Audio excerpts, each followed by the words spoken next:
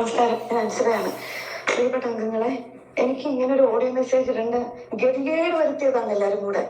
ഞാൻ വളരെ ധൈര്യത്തോടെ പൊതുസമൂഹത്തിൽ വന്ന് ഞാൻ നേരിട്ട ദുരനുഭവങ്ങൾ വിളിച്ചു പറയേണ്ട ഗതികേട് ഈ സംഘടനയാണ് ഉണ്ടാക്കിയത്.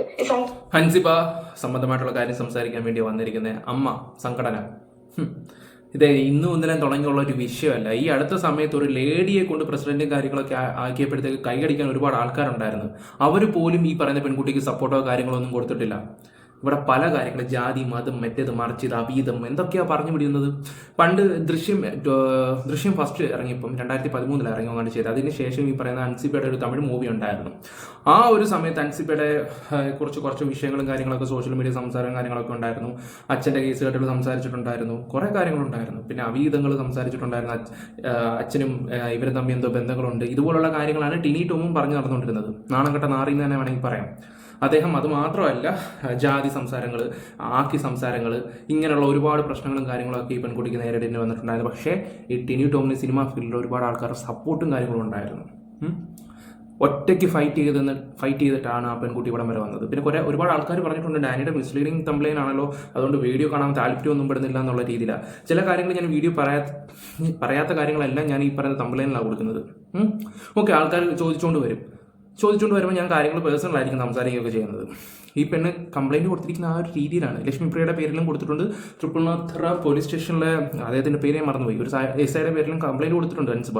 അന്ന് പോലീസ് സ്റ്റേഷനിൽ വിളിച്ചു വരുത്തി കുട്ടിയെ ഒരുപാട് കാര്യങ്ങൾ, കുട്ടിയെന്നല്ല എന്നെക്കാളും മൂത്താണ്, 10-33 വയസ്സുണ്ട്, അവർ അതുപോലെ ടോർച്ചർ ചെയ്തായിരുന്നു.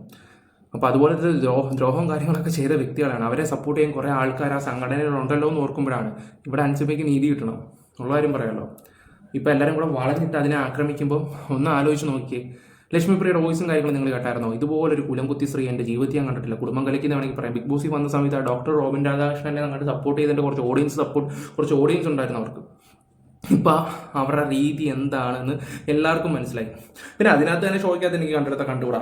എൻ്റെ പണ്ട് ഷോ തീരുന്നതിന് ഒരു 2 ദിവസം മുമ്പ് മരത്തെ പിടിക്കുന്ന ഫ്ലവേഴ്സിലൊക്കെ പോകുന്നു. ആ ബിൽഡിങ്ങിൽ ചെന്നിട്ട് എൻ്റെ പൊന്ന് എന്തോ നാടകമായിരുന്നു ഈ സ്ത്രീ. സത്യം പറഞ്ഞാൽ ഈ അടുത്തൊരു ഇലക്ഷൻ സമയത്ത് അവരുടെ പേരില്ല ഞാൻ നന്നായി, അല്ലെങ്കിൽ ഇതിനേക്കാളും 5 വലിയ ട്രോൾ ഇരന്ന് മേടിച്ചേ ആ ഒരു വ്യക്തി. കണ്ടുകൂടാ ഉള്ള കാര്യം പറയാമല്ലോ. കണ്ടെടുത്ത് നമുക്ക് കണ്ടുകൂടാ, കാരണം അതുപോലത്തെ കാര്യങ്ങളാണ് വളച്ചൊടിക്കുന്നത്. പിന്നെ ലക്ഷ്മിപ്രിയയുടെ ഹസ്ബൻഡും ലക്ഷ്മിപ്രിയയും തമ്മിൽ ഇഷ്യൂ ആയിട്ടുള്ള 1 വർഷം മുമ്പ് കുറച്ച് വിഷയങ്ങളും കാര്യങ്ങളൊക്കെ ഉണ്ടായിരുന്നു. ഒരു പോസ്റ്റോ കണ്ടിടുകയൊക്കെ ചെയ്തിട്ടുണ്ടായിരുന്നു. ആ പോസ്റ്റ് പിന്നെ ഡിലീറ്റ് ആവുകയൊക്കെ ചെയ്തിട്ടുണ്ടായിരുന്നു. ഓക്കെ, അന്ന് ഞാൻ അതിനെക്കുറിച്ച് ഒന്ന് തപ്പി നോക്കിയത്, പക്ഷെ കിട്ടിയിട്ടില്ലായിരുന്നു. ഓക്കെ, ഇന്നിപ്പോൾ അൻസിബയുടെ ആ ഒരു വോയിസ് ഞാൻ വെച്ച് തരാം നിങ്ങൾക്ക്. അതുപോലെ നമ്മുടെ ആലപ്പുഴയിൽ ഇക്കയും പറയുന്നതിൻ്റെ ഒരു വീഡിയോ ക്ലിപ്പും കൊണ്ടിട്ട് അതും കൂടെ ജസ്റ്റ് ഒന്ന് വെച്ച് തരാം. ആളുകളാണ് ഉണ്ടാക്കിയത്, ഈ എക്സിക്യൂട്ടീവ് കമ്മിറ്റിയാണ് ഉണ്ടാക്കിയത്. എനിക്ക് അവിടുന്ന് ഒരു നീതി കിട്ടാത്തത് കൊണ്ടാണ് ഞാൻ പുറം ലോകത്ത് വന്ന് വിളിച്ചു പറഞ്ഞത്.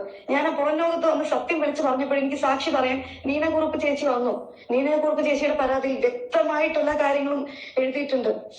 എന്നിട്ടും ഒരാൾ എനിക്ക് വേണ്ടി സാക്ഷി പറയാൻ വന്നിട്ടും നമ്മുടെ അമ്മ സംഘടനയിലുള്ള ചില സ്ത്രീകൾ ടിനി ടോം ചേട്ടനെ സപ്പോർട്ട് ചെയ്ത് വരുന്നത് എനിക്ക് മനസ്സിലാവുന്നില്ല. ടിനി ടോം അങ്ങനെ പറയില്ല എന്നാണ് പറയുന്നത്.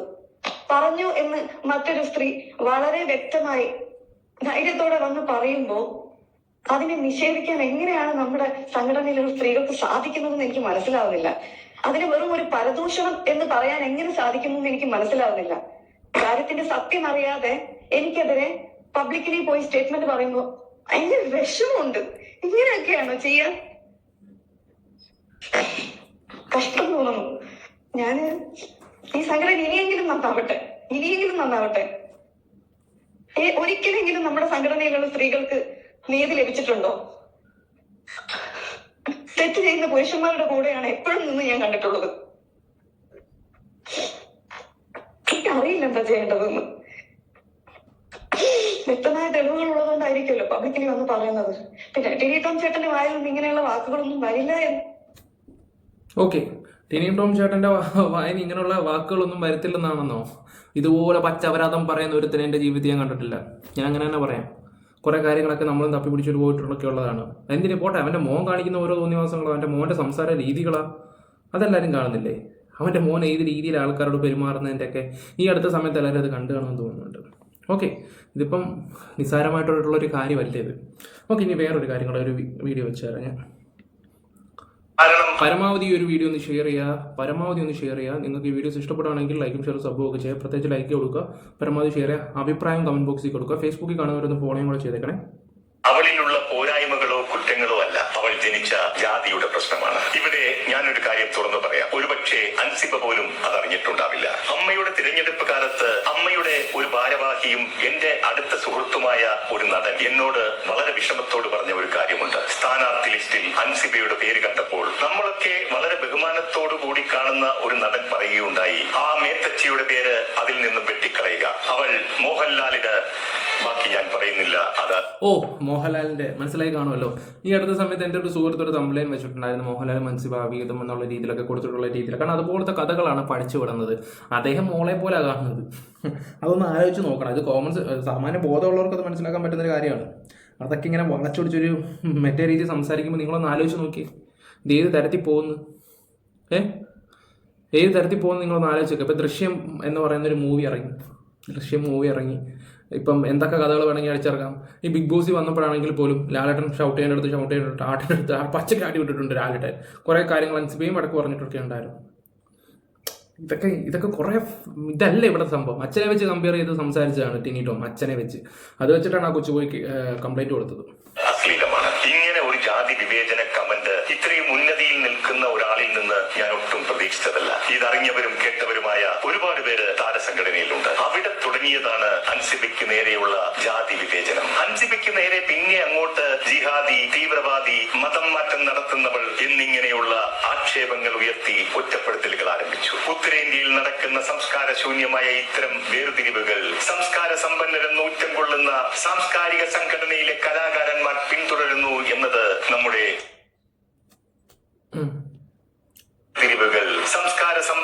അല്ലെങ്കിൽ ഉണ്ടല്ലോ ഈ കാലത്തും ഞാനിക്ക് ഈ ജാതി മതമൊക്കെ ഇങ്ങനെ വിളിച്ചു പറയുന്നത് നമ്മുടെ ശശികളെ പോലുള്ള നാറികളെയൊക്കെ ഞാൻ കണ്ടിട്ടുള്ളത്.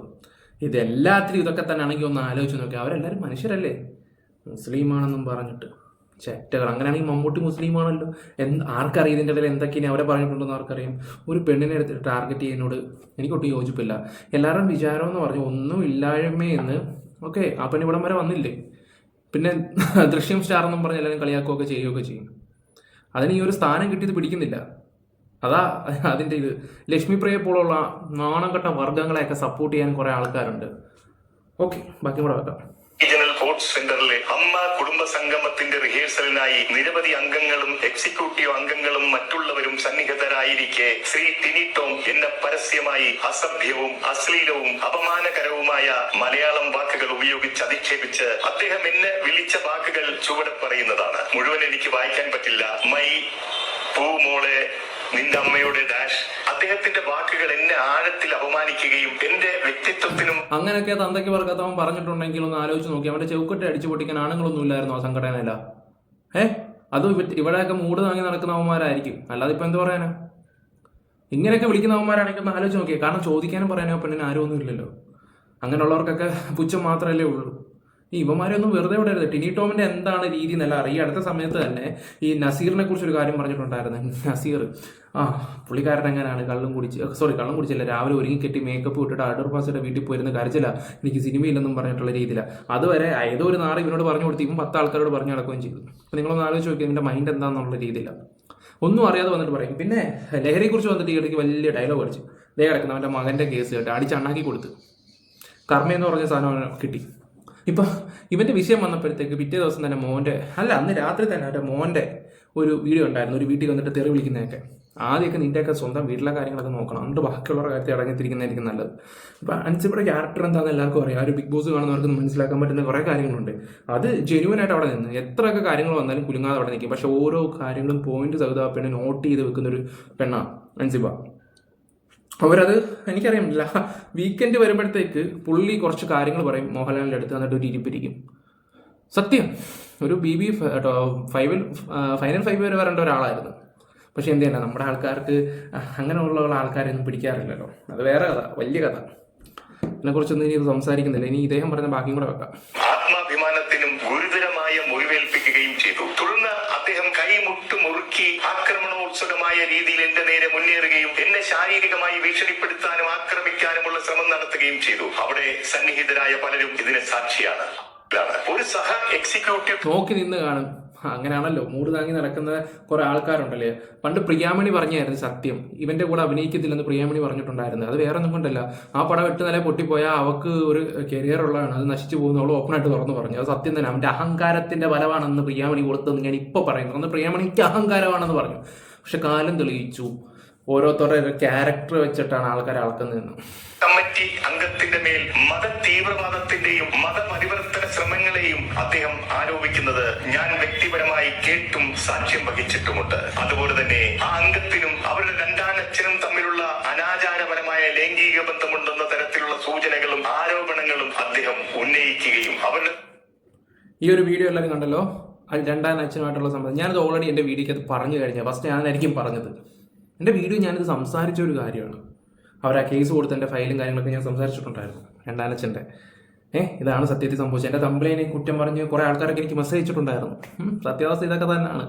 അല്ലാതെ നമുക്ക് ക്ലിക്ക് ബൈറ്റിനും അല്ലാതെ പൈസയ്ക്കും വേണ്ടിയല്ല, അതും കൂടെ ഓർത്തിരുന്നാൽ നല്ലത്. ഓക്കെ ഗൈസ്, അപ്പോൾ കൂടുതലൊന്നും പറയുന്നത് നിങ്ങൾക്ക് വീഡിയോസ് ഇഷ്ടപ്പെട്ട ലൈക്ക് ഷെയർ സപ്പോർട്ട് ചെയ്യാം. നോക്കാം, നമുക്ക് എന്തെങ്കിലും അപ്ഡേറ്റോ കാര്യങ്ങളോ ഉണ്ടെങ്കിൽ തീർച്ചയായിട്ടും നിങ്ങൾക്ക് അറിയുന്നതായിരിക്കും. നമ്മൾ ഇഷ്ടപ്പെട്ട് ആരാധിക്കുന്ന കുറേ ആൾക്കാരുണ്ടല്ലോ, നമ്മൾ ഉദ്ദേശിക്കുന്ന പോലെ ഒന്നുമല്ല പറയുന്ന സ്വഭാവവും കാര്യങ്ങളൊക്കെ. എന്ത് പറയാനാ, ഓരോ വ്യക്തിയുടെ ഓരോ രീതികളല്ലേ.